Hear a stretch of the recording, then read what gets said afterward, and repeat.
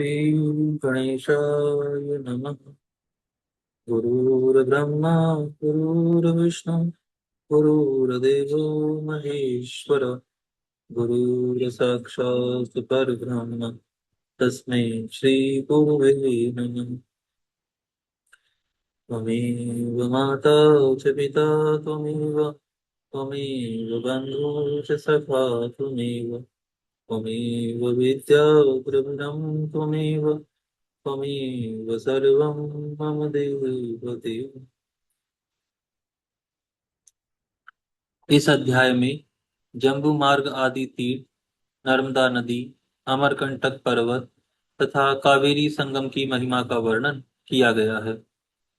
श्री वशिष्ठ जी कहते हैं, राजन, पृथ्वी की परिक्रमा आरंभ करने वाले मनुष्य को पहले जम्बू मार्ग में प्रवेश करना चाहिए। वह पितरों, देवताओं तथा ऋषियों द्वारा पूजित तीर्थ है। जम्बू मार्ग में जाकर मनुष्य अश्वमेध यज्ञ का फल प्राप्त करता है और अंत में विष्णु लोक को जाता है।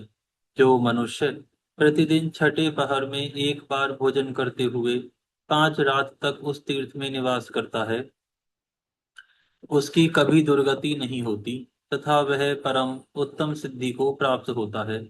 जम्बू मार्ग से चलकर तुंडुलिका आश्रम की यात्रा करनी चाहिए। वहां जाने से मनुष्य दुर्गति में नहीं पड़ता तथा स्वर्गलोक में उसका सम्मान होता है। राजन, जो अगस्त्य आश्रम में जाकर देवताओं और पितरों की पूजा करता और वहां 3 रात उपवास करके रहता है, उसे अग्नि अष्टम यज्ञ का फल मिलता है। तथा जो शाक या फल से निर्वाह निर्वाह फल सॉरी माफ करना जो शाक या फल से जीवन निर्वाह करते हुए वहां निवास करता है, वह परम उत्तम श्री कार्तिकेय जी के धाम को प्राप्त होता है। राजाओं में श्रेष्ठ दिलीप, लक्ष्मी से सेवित तथा समस्त लोकों द्वारा पूजित कन्याश्रम तीर्थ धर्मारण्य के नाम से प्रसिद्ध है। वह पुण्यदायक और प्रधान क्षेत्र है। वहां पहुंचकर उसमें प्रवेश करने मात्र से मनुष्य सब पापों से मुक्त हो जाता है। जो नियमानुकूल आहार करके शौच संतोष आदि नियमों का पालन करते हुए वहां देवता तथा पितरों का पूजन करता है, वह संपूर्ण कामनाओं को पूर्ण करने वाले यज्ञ का फल पाता है। उस तीर्थ की परिक्रमा करके ययाति पतन नामक स्थान को जाना चाहिए। वहां की वहां की यात्रा करने से अश्वमेध यज्ञ का फल प्राप्त होता है। तदनंतर नियमानुकूल आहार और आचार का पालन करते हुए उज्जैन में स्थित महाकाल तीर्थ की यात्रा करें।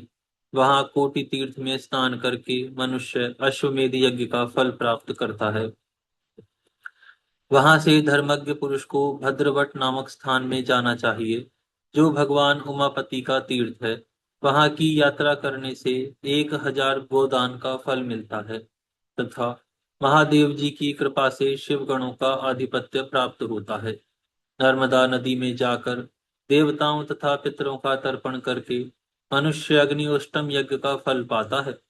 युधिष्ठिर जी बोले, द्विज श्रेष्ठ नारद जी, मैं पुनः नर्मदा जी का महात्म्य सुनना चाहता हूँ।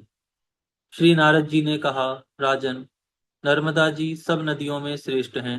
वह समस्त पापों का नाश करने वाली तथा स्थावर जंगम संपूर्ण भूतों को तारने वाली है। सरस्वती नदी का जल 3 सप्ताह तक स्नान करने से, यमुना जी का जल 1 सप्ताह तक गोता लगाने से और गंगा जी का जल स्पर्श के समय ही पवित्र करता है, किंतु नर्मदा जी का जल दर्शन मात्र से पवित्र कर देता है। नर्मदा नदी तीनों लोकों में रमणीय तथा पावन नदी है। महाराज, देवता, असुर, गंधर्व और तपोधन ऋषि ये नर्मदा जी के तट पर तपस्या करके परम सिद्धि को प्राप्त हो चुके हैं।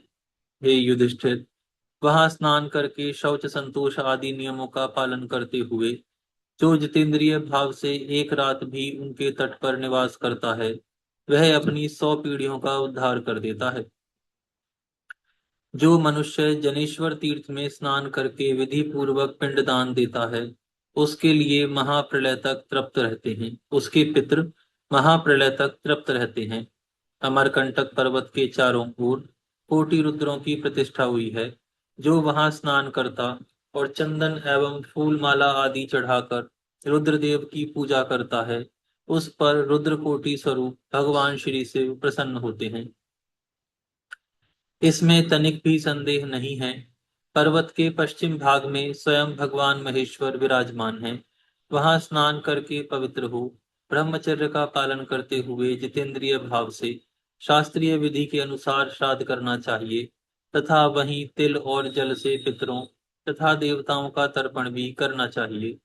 पांडुनंदन, जो ऐसा करता है उसकी 7वीं पीढ़ी तक के सभी लोग स्वर्ग में निवास करते हैं। राजा युधिष्ठिर, सरिताओं में श्रेष्ठ नर्मदा जी की लंबाई 100 योजन से कुछ अधिक सुनी जाती है तथा चौड़ाई 2 योजन की है। अमरकंटक पर्वत के चारों ओर 60 करोड़ 60 हजार तीर्थ हैं। वहां रहने वाला पुरुष ब्रह्मचर्य का पालन करे, पवित्र रहे, क्रोध और इंद्रियों को काबू में रखे तथा सब प्रकार की हिंसाओं से दूर रहकर सब प्राणियों के हित साधन में संलग्न रहे। इस प्रकार समस्त सदाचारों का पालन करते हुए क्षेत्रपालों यानी तीर्थ देवताओं के दर्शन के लिए यात्रा करनी चाहिए। नर्मदा जी के दक्षिण भाग में थोड़ी ही दूरी पर एक कपिला नाम की बहुत बड़ी नदी है, जो अपने तट पर उगे हुए देवदार एवं अर्जुन के वृक्षों से आच्छादित रहती है। वह परम सौभाग्यवती पावन नदी तीनों लोकों में विख्यात है। युधिष्ठिर, उनके तट पर 100 करोड़ से अधिक तीर्थ हैं।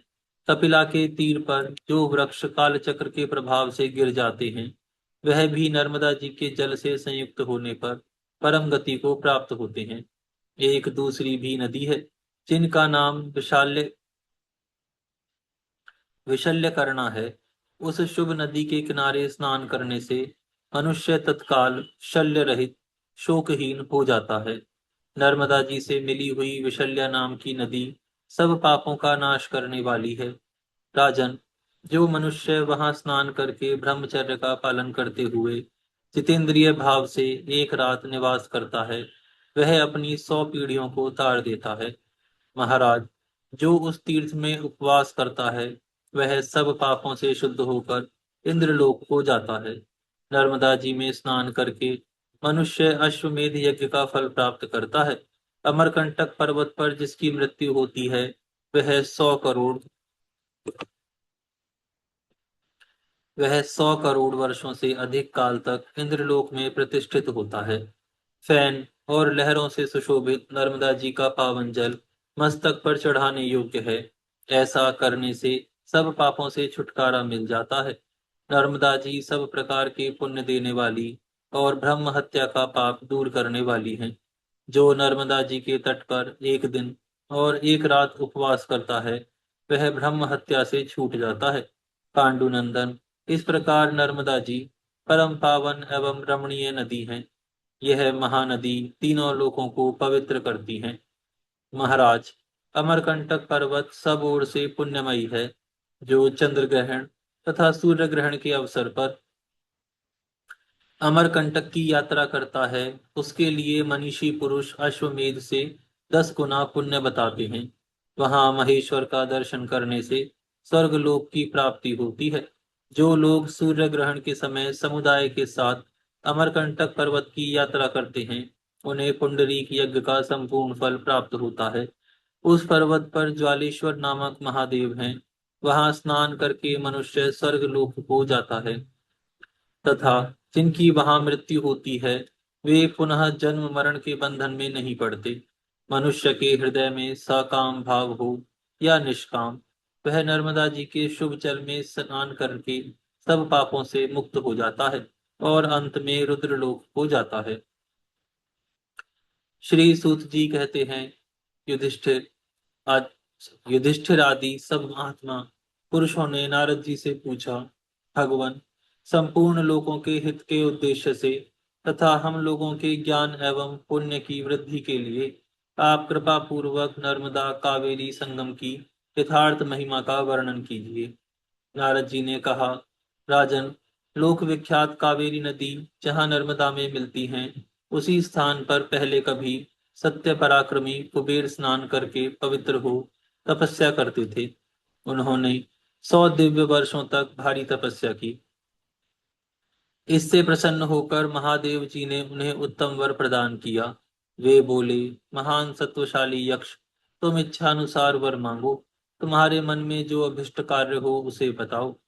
कुबेर जी ने कहा, देवेश्वर, यदि आप संतुष्ट हैं और मुझे वर देना चाहते हैं, तो ऐसी कृपा कीजिए कि मैं सब यक्षों का स्वामी बनूं। कुबेर की बात सुनकर भगवान महेश्वर बहुत प्रसन्न हुए। वे एवमस्तु कहकर वहीं अंतर्ध्यान हो गए। वर पाकर कुबेर यक्षपुरी अलकपुरी में गए, अलकापुरी में गए। वहां श्रेष्ठ यक्षों ने उनका बड़ा सम्मान किया और उन्हें राजा के पद पर अभिषिक्त कर दिया। जहां कुबेर ने तपस्या की थी, वहां कावेरी संगम का जल सब पापों का नाश करने वाला है। जो लोग उस संगम की महिमा को नहीं जानते, वे बड़े भारी लाभ से वंचित रह जाते हैं। अतः मनुष्य को सर्वथा प्रयत्न करके वहां स्नान करना चाहिए। कावेरी और महानदी नर्मदा दोनों ही परम पुण्यदायिनी हैं। महाराज, वहां स्नान करके वृषभ ध्वज भगवान शंकर का पूजन करना चाहिए। ऐसा करने वाला पुरुष अश्वमेध यज्ञ का फल प्राप्त करके रुद्रलोक में पूजित होता है। गंगा और यमुना जी के संगम में स्नान करके मनुष्य जिस फल को प्राप्त करता है, वही फल उसे कावेरी नर्मदा संगम में स्नान करने से भी मिलता है। राजेंद्र, इस प्रकार नर्मदा कावेरी संगम की बड़ी महिमा है। वहां सब पापों का नाश करने वाला महान पुण्य फल प्राप्त होता है। यहाँ पर यह अध्याय पूर्ण होता है। आज हम यहाँ आराम विराम करते हैं, फिर कल से प्रारंभ करेंगे। हे गौ माता, आप सभी देवी देवताओं की माता, सभी पुण्य का पुण्य, सभी तीर्थों का तीर्थ हैं। हम सभी आपको दंडवत प्रणाम करते हैं। आपकी कृपा सदैव हमारे ऊपर बनी रहे। धर्म की जय हो, अधर्म का नाश हो, प्राणियों में सद्भावना हो, विश्व का कल्याण हो। गौ माता, राष्ट्र माता, राष्ट्रमाता गौ हत्या बंद हो। बंद हो। श्री पद्म पुराण की जय हो। जय हो। आज के आनंद की जय हो। जय हो। नमः श्री पार्वती पते, हर हर महादेव। जय जय श्री राधेश्याम।